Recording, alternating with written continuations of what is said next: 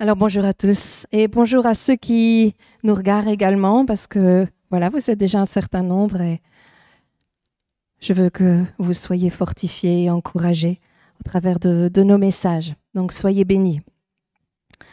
Alors en introduction pour le message d'aujourd'hui, permettez-moi d'évoquer brièvement le souvenir de mon papa, Michel, le pasteur fondateur de cette église. Alors, certains l'ont connu ici et connaissaient un peu son parcours, son histoire, mais pour ceux qui ne l'ont pas connu, avant sa conversion, avant que sa vie soit dédiée à Christ, mon père, il était passionné par tout ce qui concernait la mer et les bateaux, au point où il a commencé même à construire un bateau, un voilier, et pour y vivre et pour partir loin. Et seulement, ce n'était pas le projet de Dieu. Et Dieu est devenu la passion première de papa. Et papa a réalisé les projets de Dieu, il a fait plein de choses, et notamment donc fondé cette église. Et du coup, je me souviens de ce que maman lui disait. « T'as quitté un bateau pour une galère. » Alors, je vais préciser, elle n'était pas encore convertie. T'as quitté un bateau pour une galère. Vous savez ce que c'est qu'une galère? Si tu peux mettre la vidéo.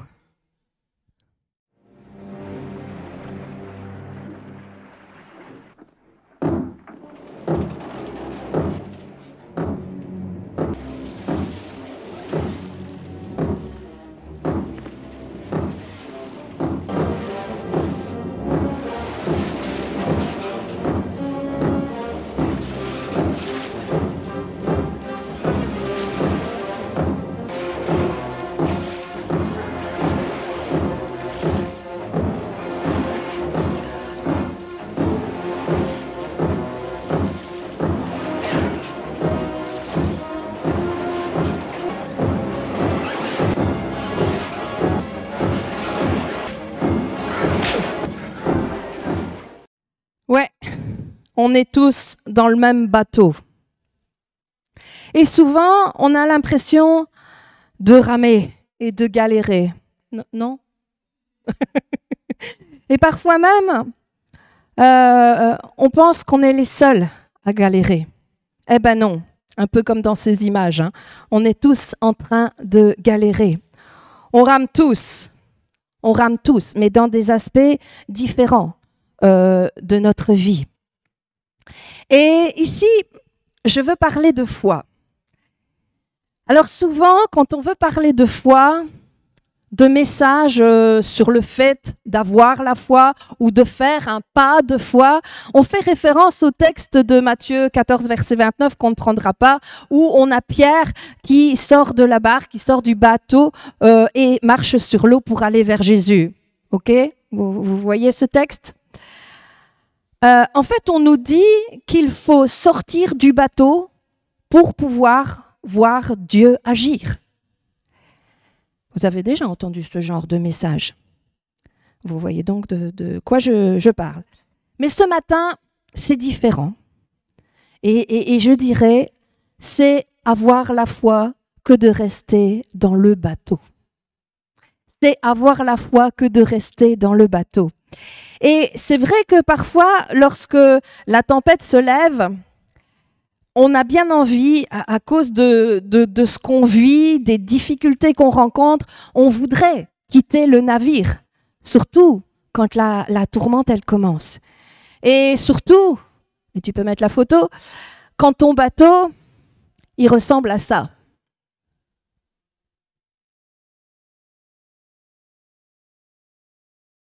Ça, c'est ton bateau. Et tu as l'impression que les autres, eux, ils sont sur des gros bateaux, des Costa Croisière, là. Mais toi, tu es dans un bateau comme ça, à peine une coquille de noix.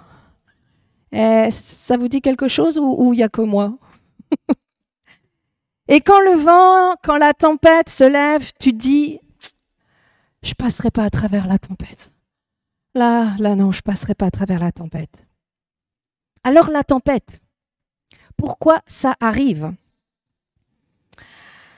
Alors nous pouvons vivre des tempêtes dans nos vies parce que soit nous avons pris une mauvaise décision, fait un mauvais choix, ou simplement parce que nous avons désobéi. Et du coup, ceci va entraîner et causer des tempêtes dans nos vies. Et on peut le voir, on voit ça notamment dans la parole de Dieu, dans la Bible, dans l'histoire de Jonas. Jonas avait désobéi à Dieu et Dieu a permis une tempête pour le changer et le ramener à lui. Mais il y a d'autres tempêtes, un autre type de tempête. Ce sont des tempêtes, écoutez bien, qui sont causées par des choix, des décisions ou par des actions, mais de quelqu'un d'autre. Et ceci va donc engendrer la tempête dans ta propre vie, à toi. Et c'est ce qu'on va voir ce matin. Nous allons parler des tempêtes qui ont peut-être été occasionnées par les actes de quelqu'un, par des mauvaises décisions de quelqu'un. Ce qui fait qu'aujourd'hui, tu es au cœur de la tempête. Et le texte que je veux partager, c'est le récit de Paul. Donc Paul avait été fait prisonnier et on l'emmène sur un navire pour qu'il aille à Rome, afin qu'il soit jugé devant César, présenté devant César. Et Paul, là, il était accusé, on va dire, injustement. On a dit qu'il était un fouteur de troubles et qu'il avait créé des émeutes. Et alors qu'on l'emmène dans ce navire, malheureusement, une tempête va se lever. Donc Paul va se retrouver au milieu d'une tempête à cause d'une mauvaise décision de quelqu'un. Alors on va peut-être pas prendre tout le texte parce que c'est assez long, mais peut-être commencer à partir du verset 9. Donc acte 27 au verset 9. Prends dans la version Louis II 21.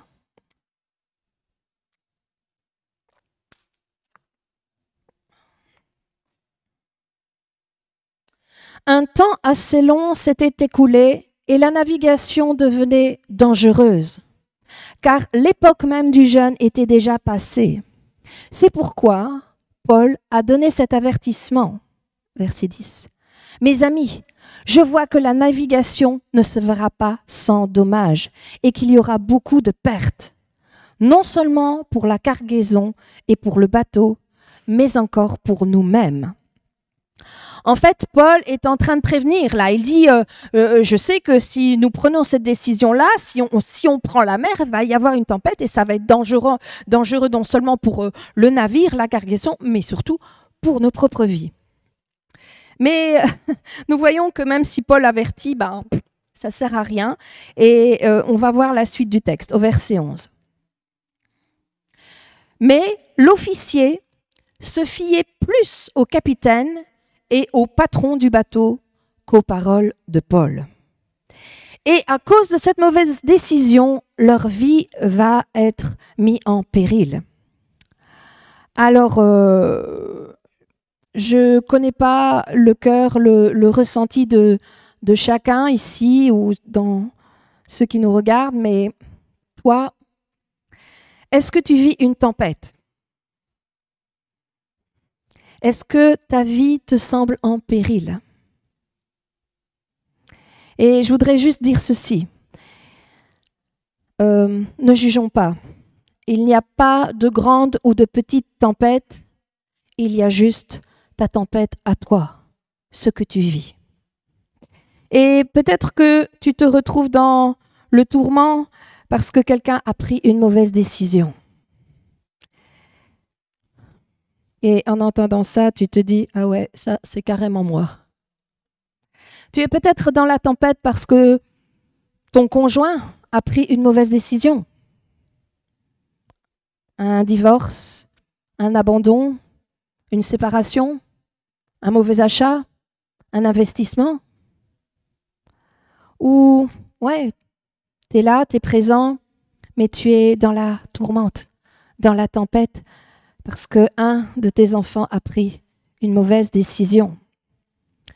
Ou tu es secoué, tu es dans la tempête parce qu'à ton travail, il y a eu une injustice. Ton patron, un collègue a pris une mauvaise décision. Alors, je ne connais pas la tempête, je ne connais pas ta tempête, je ne sais pas ta tourmente, je ne sais pas ce que tu vis, mais ce que je peux dire, c'est que Dieu est plus grand que toutes les tempêtes. Dieu est plus grand que toutes les tourmentes. Amen. Dites à votre âme, Dieu est plus grand que toutes les tempêtes.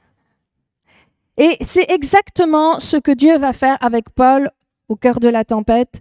Même si la tempête est due à une mauvaise décision, Dieu va envoyer un ange pour rassurer Paul. On va voir ça ensemble au verset 23. On est toujours dans Acte 27. En effet, un ange de Dieu auquel j'appartiens et que je sers m'est apparu cette nuit. Verset 24. Et m'a dit, Paul, n'aie pas peur. Il faut que tu comparaisses devant l'empereur. Et voici que Dieu t'accorde la vie de tous ceux qui naviguent avec toi. C'est pourquoi, mes amis, prenez courage. J'ai confiance en Dieu. Tout se passera comme cela m'a été dit. Et aujourd'hui, Dieu veut te rassurer dans ta tempête. Et il te dit, n'aie pas peur, ne crains pas. Ouais, et c'est noté 365 fois dans la parole. N'aie pas peur, je suis souverain. Alors, ouais, peut-être que Dieu t'envoie pas un ange du ciel pour te rassurer et te rappeler que Dieu est avec toi dans la tempête, mais peut-être qu'il t'envoie Gad Barbès pour te le dire, n'aie pas peur. N'aie pas peur de ce qui t'entoure. Vous savez, on vit dans des périodes qui sont extrêmement anxiogènes, inquiétantes. Oui? Vous vivez sur la même planète Terre que moi? On entend les perturbations climatiques terribles, des guerres, l'inflation, les épidémies, enfin, etc. Je ne vais pas tout énumérer, sans compter tous les défis personnels qu'on peut vivre et qu'on peut traverser. Mais Dieu marche à nos côtés. Et tout comme les tempêtes de la nature finissent par passer, je te dis ce matin, et saisis-le dans ton cœur et dans ton âme, ta tempête va finir par passer. Dans les tempêtes émotionnelles, physiques, spirituelles, Dieu est avec toi. Il t'a fait une promesse. Tout le monde va arriver à bon port. Dieu fait des promesses qu'il tient. Vous savez, il n'est pas un homme pour mentir. Alors confesse en ton cœur, en ton âme, Dieu est plus grand que toutes les tempêtes. Alors, lorsqu'on regarde cette histoire, quand on lit ce texte, on pourrait se dire, c'est bon, ils sont dans la tempête parce que, ok, il y a une mauvaise décision, mais il y a un ange qui est venu, qui les a rassurés et pour dire que tout le monde allait survivre. Alors, point barre, c'est fini et on passe à un autre chapitre. Non. Vous allez voir comme la suite du texte, c'est fascinant. Parce que tout de suite après que l'ange soit apparu, que Dieu ait fait la promesse, regardez ce qui est écrit au verset suivant, au verset 26. Par contre, nous devons toutefois échouer sur une île. Et parfois, nous pensons que la vie chrétienne avec Dieu, c'est un conte de fées, une histoire avec une baguette magique. Ouais, c'est vrai. À Dieu, rien n'est impossible et on le croit de tout notre cœur, mais il peut arriver que dans la tempête, Dieu nous amène à un endroit qui est difficile à traverser et qui n'est pas du tout celui qu'on avait imaginé. Alors, au travers de toutes mes années de vie chrétienne, je peux dire avoir traversé quelques tempêtes avec Dieu et des moments difficiles, un petit peu, il n'y a pas que moi, hein, vous aussi je suis sûre, mais tout comme dans notre histoire. Et c'est sûr que des tempêtes, ça peut nous arriver à tous. Et vous savez pourquoi c'était difficile pour eux? Le texte nous le dit au verset 20. Le soleil et les étoiles ne nous sont pas apparus pendant plusieurs jours. Et la tempête était si forte que finalement, nous avions perdu tout espoir d'être sauvés. Oui, c'est difficile parce que lorsque tout est noir autour de nous, lorsqu'on ne voit plus le soleil, lorsque tout est sombre, lorsqu'on vit de l'anxiété, c'est facile de perdre l'espoir, même si on a entendu les promesses de Dieu.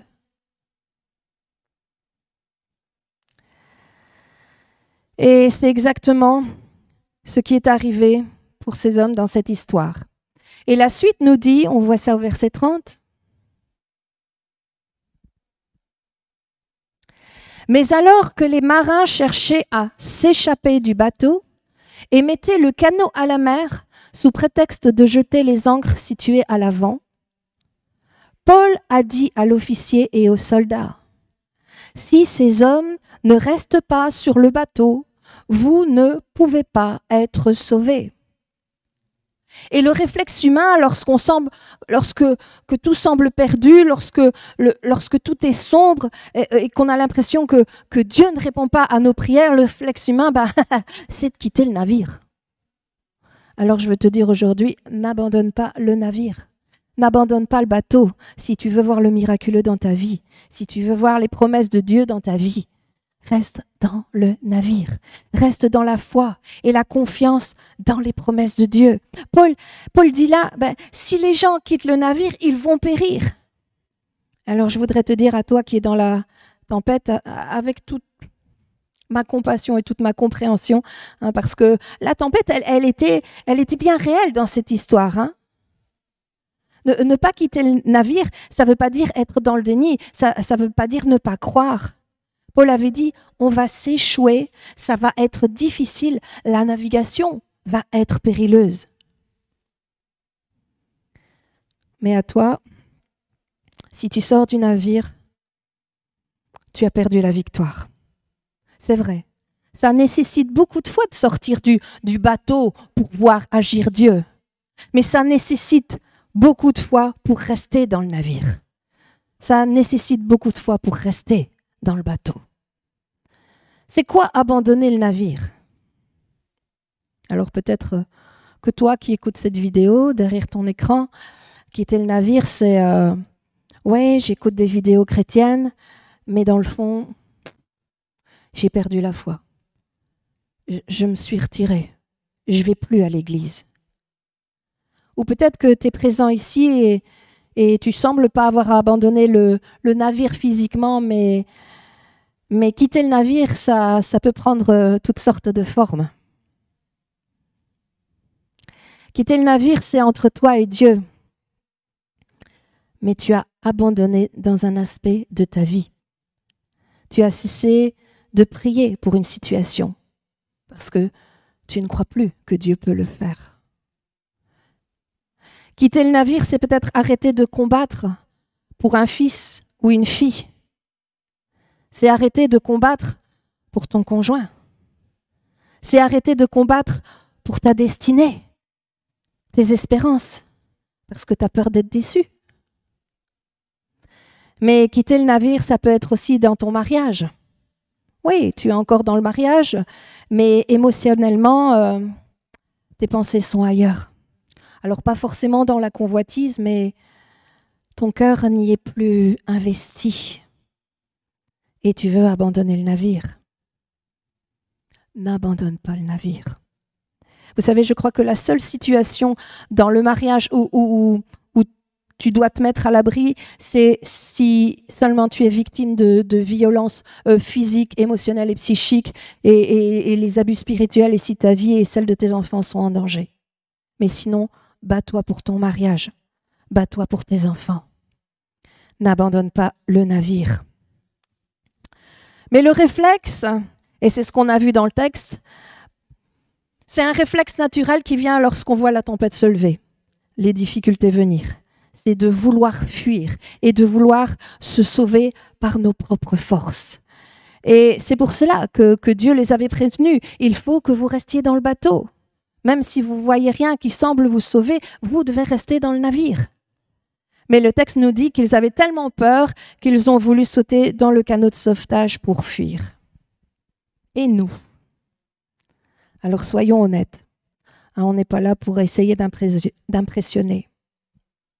Qui? Parce qu'une situation dans notre vie était difficile, peut-être des pressions financières ou au travail, ou peut-être une souffrance dans ton corps ou dans ton âme, et parce que c'est le premier réflexe humain, qui a déjà voulu prendre le canot de sauvetage et quitter le navire? Et c'est exactement ce qui est arrivé dans cette histoire. On a vu au verset 30. Mais alors que les marins cherchaient à s'échapper du bateau et mettaient le canot à la mer sous prétexte de jeter les ancres situées à l'avant, Paul dit à l'officier et aux soldats, « Si ces hommes ne restent pas sur le bateau, vous ne pourrez pas être sauvés. » Et la suite, on voit au verset 32. Alors les soldats ont coupé les cordages du canot et l'ont laissé tomber. Alors les soldats ont coupé les cordages du canot et l'ont laissé tomber. Ils ont coupé les cordes pour ne pas que les gens, dans leur frayeur, dans leur terreur, leur angoisse, ils puissent se sauver. Alors, vous comme moi, nous avons traversé des tempêtes dans nos vies, j'en suis sûre, j'en suis même certaine. Et vous comprenez ce que c'est que la tempête. Et je dois vous avouer, moi j'ai déjà voulu prendre le canot de sauvetage. C'est parfois tellement difficile. C'est long. On prie, on jeûne, on attend une réponse et on ne voit pas de résultat. Et du coup, on a presque envie d'abandonner. Pas Dieu, pas la foi, mais d'abandonner, de nous battre pour une situation. Mais il faut couper les cordes pour ne pas avoir la tentation de prendre le canot et fuir.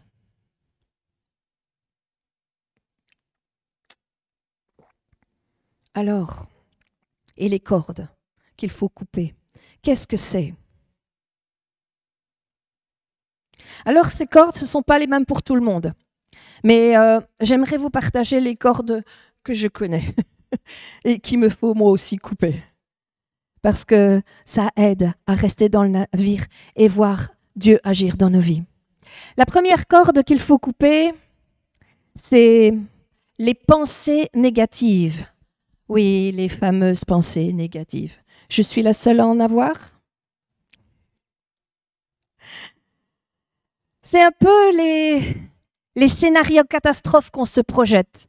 Alors ouais, il y a quelque temps, j'ai parlé des scénarios qu'on pouvait se projeter avec l'histoire de Naaman, le lépreux qui avait imaginé, fait un scénario, comment sa guérison se passerait. Donc, nos scénarios, non. Et les scénarios catastrophes, encore moins. Vous savez, ceux où tout est noir, où tout est impossible. Ah, jamais je serai guérie. Mes enfants reviendront pas à Dieu. Mon mariage il est fichu. Ça sert à rien de prier. De toute façon, ça va être de pire en pire. À mon boulot, j'aurai pas ci, j'aurai pas ça. Vous voyez un peu tout ce genre de pensées. Et c'est vraiment un champ de bataille. Et si vous avez de l'imagination, votre scénario devient de plus en plus sombre. C'est comme si vous anticipiez l'aggravation du scénario catastrophe. Voyez un peu, si je ne suis pas guérie, je vais souffrir de plus en plus, et si je souffre, je ne pourrai plus travailler, et si je ne peux plus travailler, je vais perdre mon emploi, et si je perds mon emploi, je ne vais plus pouvoir subvenir aux besoins de mes enfants, et du coup mes enfants, ils vont me délaisser, ils ne m'aimeront plus, et tout le monde va m'abandonner, enfin on n'en sort plus quoi. Vous voyez ce que je veux dire ? Et c'est un véritable combat pour arrêter de penser toujours de plus en plus négativement. Pourquoi tu fais ça? Pourquoi tu fais ça? Alors que Dieu dit dans sa parole, ne crains pas, je suis avec toi. Vous savez, dans le royaume de Dieu, il y a des principes. Et ce sont des principes simples. Mais nous, on cherche des principes, mais très, très, très compliqués. Mais juste mettre en pratique ces principes simples, eh bien, t'amène à la délivrance dans ta vie. Alors, je veux vous exhorter à couper la corde des pensées négatives et d'arrêter les scénarios catastrophes. Parce que ces pensées, elles vous entraînent dans la crainte. Et comme il est écrit, on voit ça dans Job 3, ne le prends pas, verset 25, « Ce que je crains, c'est ce qui m'arrive.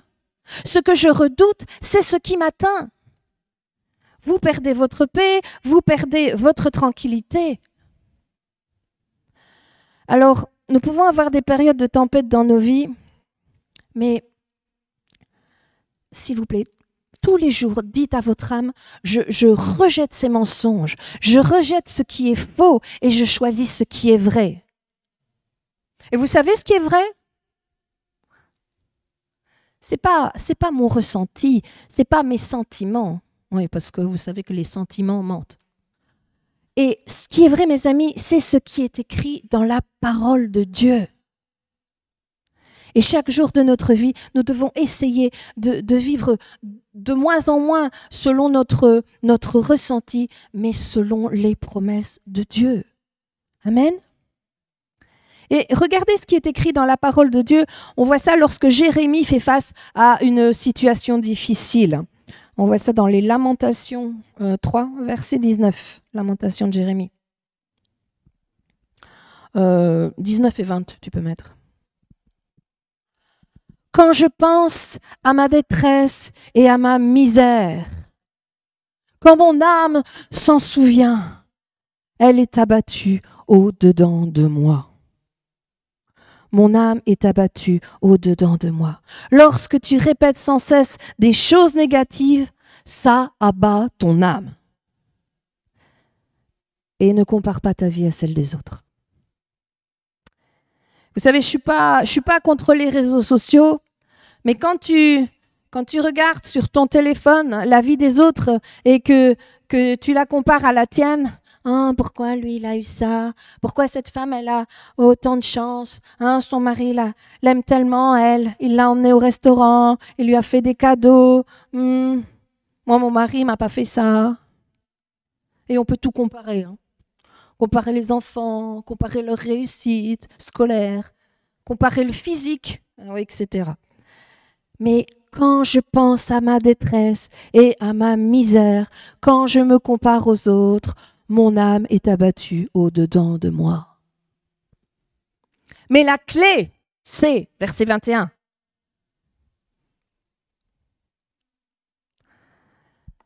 Toujours lamentation.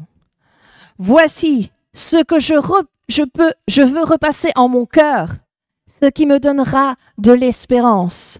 Les réseaux sociaux, ça donne pas de l'espérance. Parler contre et juger les uns les autres, ça ne donne pas d'espérance. Râler, ça ne donne pas d'espérance. Mais ce que je veux repasser en mon cœur, verset 22, les bontés de l'Éternel ne sont pas épuisées. Vous pouvez dire amen, hein? Les bontés de l'Éternel ne sont pas épuisées. Ses compassions ne sont pas à leur terme. Elles se nous renouvellent chaque matin. Pas chaque année, chaque matin. Il y a des bontés pour toi, pour ton âme. Ne crois pas les mensonges de l'ennemi, car chaque matin, il y a une bonté pour toi. Alors, coupez cette corde des pensées négatives. Une deuxième corde qu'il faut couper, pour ne pas prendre le canot de sauvetage, ce sont les peurs. Oui, parce que dans les tempêtes, nous pouvons avoir peur. Peur de ce qui peut arriver, peur que quelque chose d'irrémédiable, de grave puisse arriver, d'irréparable. Vous savez, la peur paralyse. Et nous avons tous des peurs, soyons honnêtes. On peut tous être confrontés à la peur. Mais le problème, c'est que la peur te paralyse. Alors, nous pouvons avoir peur de l'échec, peur du rejet, peur de ne pas être guéri, peur que Dieu ne te pardonne pas, peur que Dieu t'oublie. Et tout ça, ça paralyse. Alors toi qui entends ce message, je crois que Dieu veut aujourd'hui te délivrer, te guérir et te faire triompher de tes peurs. Et veut que la peur ne te paralyse plus. Et vous savez, nous devons apprendre à discerner ce qui nous fait peur. Parce qu'il y a des peurs qui sont réelles, et je voudrais donner un exemple pour que vous compreniez.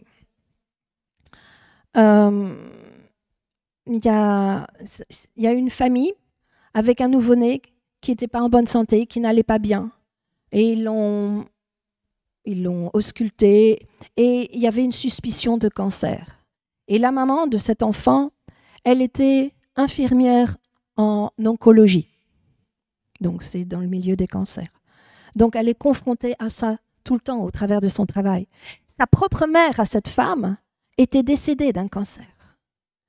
Et du coup, pour cette femme, la peur pour son enfant, elle est réelle. Vous comprenez? Vous comprenez ce qu'il a mis dans l'état de peur. Et il y a des choses donc qui sont basées sur des faits qui sont réels. Mais il y a des peurs qui ne sont pas fondées. Et elles dépassent l'entendement. Il y en a qui ont peur de l'avion. Alors que si vous voyez les statistiques ou quoi, mais il y en a qui sont terrorisés. Il y en a qui ont peur du noir. Il y en a qui ont peur de certains animaux même. Il y en a qui ont peur de l'eau. Enfin, il y a toutes sortes de peurs. Et ces peurs-là, elles peuvent paralyser. Et dans la tempête, nous pouvons être paralysés par la peur. Et vous savez, il y a quelque temps, j'ai déjà illustré la peur par ceci. J'avais expliqué que lorsque vous promenez votre chien, on voit des gens qui ont bien leur chien au pied, qui tient et qui maîtrise son chien. Il le domine.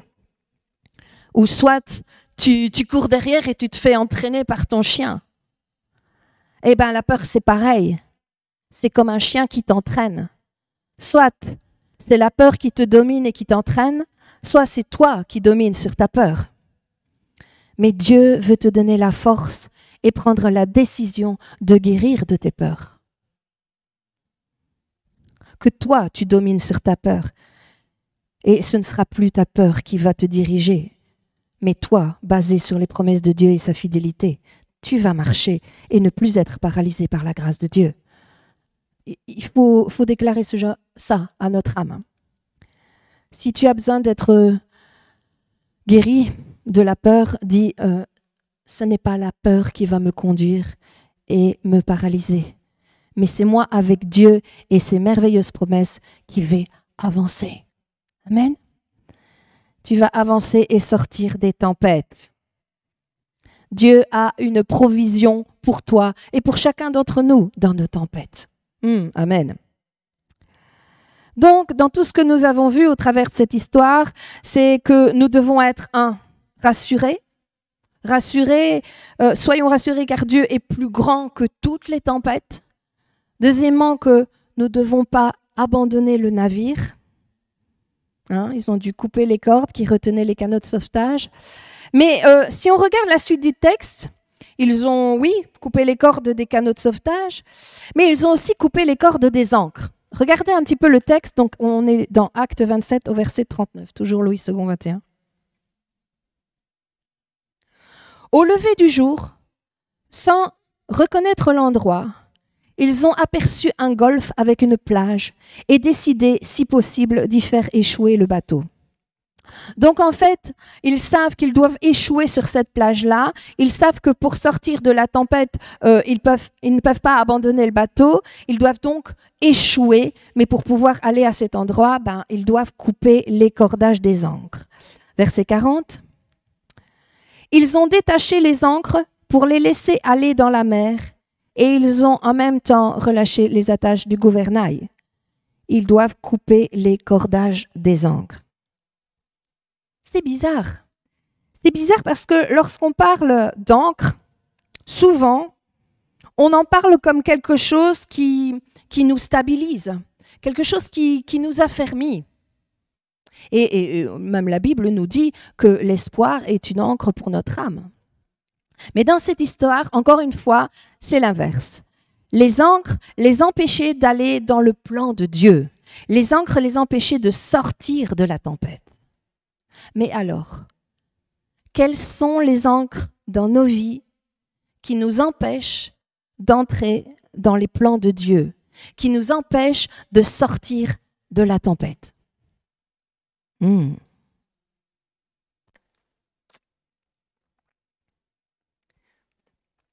bien, les ancres, en fait, qui peuvent nous empêcher, ce sont des situations que nous avons vécues, des épreuves dans nos vies, des gestes, des paroles posées sur nous. Ça peut être des injustices, ça peut être des abus. Et parce que ces choses-là sont ancrées dans nos vies, bien profond, nous n'arrivons pas à aller vers la plage, le plan de Dieu. Mais aujourd'hui, Dieu veut que nous coupions ces ancrages, abattre ces blocages. Tu dois couper les cordes qui retiennent les ancres. Alors, ce n'est pas toujours évident de comprendre nos ancrages. Par exemple, par le passé, tu as subi une injustice, une offense, et tu penses qu'aujourd'hui c'est OK. Seulement, t'en parles souvent. Et quand t'en parles, ça coince dans un coin de ton cœur. Après autant d'années, tu parles encore de cette histoire-là.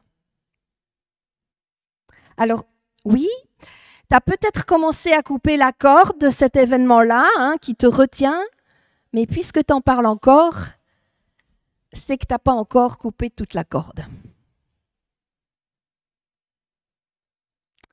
Mais Dieu veut te rendre complètement libre. Amen. Et de tout ce passé et de toutes ces situations. Et vous savez, et je peux comprendre. Et je peux comprendre parce que c'est difficile lorsqu'on a été blessé. Quand on a été blessé, ça fait mal. Et vous savez, quand ça fait mal, on est porté à rester dans la blessure. Mais aujourd'hui, Dieu veut couper ces cordages. Il veut te donner la force de les couper et de dire « Je laisse cette encre-là et je m'en vais dans la destinée que Dieu a pour moi maintenant. » À l'opposé. Amen. Est-ce que vous êtes prêts à couper les cordes de ces événements-là? Alors, on va faire un petit rappel. Comment traverser les tempêtes? Premièrement, Dieu est plus grand que toutes les plus grandes tempêtes de ta vie. Et Dieu te rassure aujourd'hui et te dit « N'aie pas peur ». Deuxièmement, n'abandonne pas le navire. Et je parle d'abandon aussi au niveau de ton esprit. Troisièmement, coupe la corde des pensées négatives. Coupe la corde des peurs qui te paralysent. Que Dieu te donne la force de dominer et de soumettre ta peur. Quatrièmement, coupe la corde de tes ancres. Coupe la corde des événements passés qui t'ont fait mal. Parce que t'es resté vrillé, t'es resté accroché là. Et tu ne pourras pas atteindre le rivage. Et pour finir, accroche-toi à ce qui flotte. Agathe, qu'est-ce que tu racontes? Et on va voir la fin de l'histoire. Alors, lorsqu'on regarde le texte, ça dit « Personne n'a péri ». La Bible nous dit qu'ils ont échoué, qu'ils sont arrivés sur cette plage, mais que tout le monde, et en tout il y avait 276 personnes sur le bateau, et personne n'a péri. Tout le monde est arrivé sain et sauf. Et c'est extraordinaire, parce que pour Dieu, là, il n'y a pas de préféré devant Dieu. Il n'y a pas de statut qui prévaut. Que tu sois sur ce bateau en étant un prisonnier, un esclave, ou que tu sois un haut gradé, tout le monde est arrivé sain et sauf. Parce que Dieu ne fait exception de personne. Amen. Qui qui que tu sois, Dieu veut te sauver et te ramener de l'autre côté. Amen. Mais si vous regardez bien, la Bible dit que lorsqu'ils ont échoué, certains ont pu aller jusqu'à cette plage, ils avaient encore assez d'énergie, assez de force malgré cette tempête, et ils se sont mis à nager et ont pu atteindre l'autre rivage. Et ils ont été sains et saufs. Mais le texte nous dit aussi que pour d'autres, alors peut-être étaient-ils fatigués, épuisés, mais certains d'entre eux n'étaient pas capables de nager. Et le texte nous dit qu'ils sont accrochés à des planches, à du bois. On voit ça au verset 42. Les soldats étaient d'avis de tuer les prisonniers de peur que l'un d'eux ne s'échappe à la nage. Sympa, hein? Mais l'officier qui voulait sauver Paul les a empêchés de mettre ce projet à exécution. Ouf! Il a ordonné à ceux qui savaient nager de se jeter les premiers à l'eau pour gagner la terre. 44. Et aux autres de s'agripper à des planches ou à des débris du bateau, du bois donc. C'est ainsi que tous sont parvenus sains et saufs à terre. Donc ces hommes se sont accrochés à des bouts de bois et comme ça ils ont pu atteindre le rivage. Ils se sont accrochés à ceux qui flottent. Alors, je ne sais pas dans quel état tu es à cause de la tempête. Peut-être que tu as encore la force de nager pour sortir de la tempête, hein, parce que tu as un certain entraînement avec le Saint-Esprit. On a appris à surfer sur la vague avec le Saint-Esprit. On a déjà vu ce genre de message.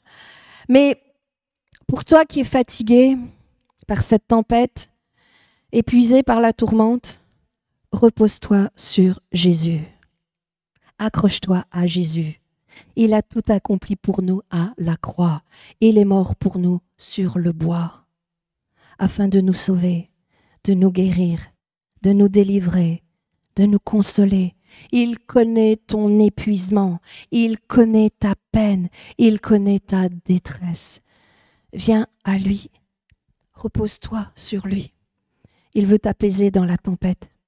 Il veut t'aider à couper les cordes pour sortir de cette tempête. Et il a un plan excellent pour ta vie. Amen.